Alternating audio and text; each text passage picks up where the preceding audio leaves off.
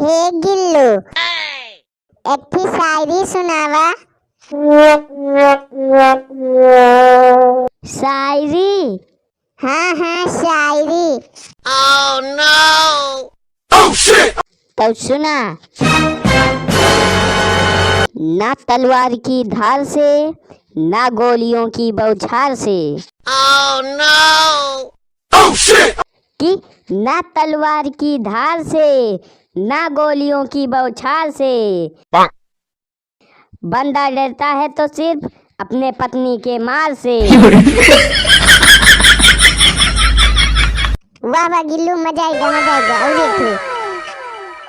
तू होती तो ऐसा होता, तू होती तो वैसा होता।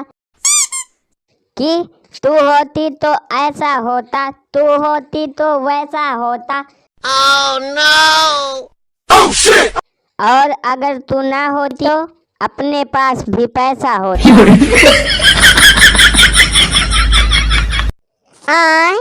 अब टुकुर टुकुर ना ताकत जा, चैनल को सब्सक्राइब करिए जा और वीडियो को लाइक करे ना भूल जा।